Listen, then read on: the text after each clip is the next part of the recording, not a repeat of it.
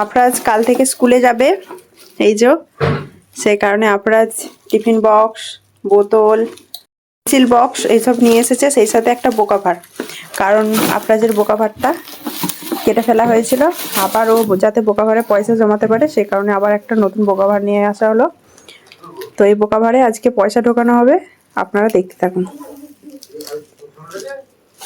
তুমি খুশি তো আম্মু?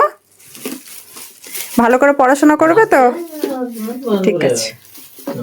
এই যে আফরাজের পয়সা, এই পয়সাগুলো আফরাজকে ওর ফুম্মারা দিয়েছিল, ফুম্মা, বড় ফুম্মা।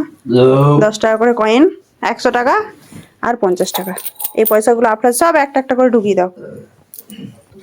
এই পয়সাগুলো আফরাজ এখন সব বোকা ভারে ঢুকিয়ে দিচ্ছে। 20 টাকা, 30 টাকা, 40 টাকা,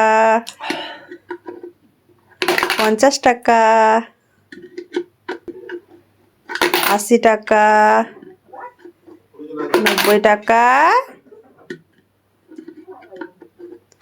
100 টাকা, এরপর 50 টাকা, মোট 150 টাকা।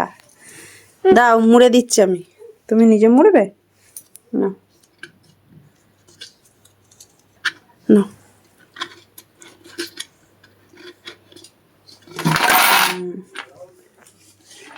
খুশি তো? বলে আস্তে আস্তে আস্তে। সবাইকে আল্লাহ হাফেজ করে দাও, বলো আল্লাহ হাফেজ।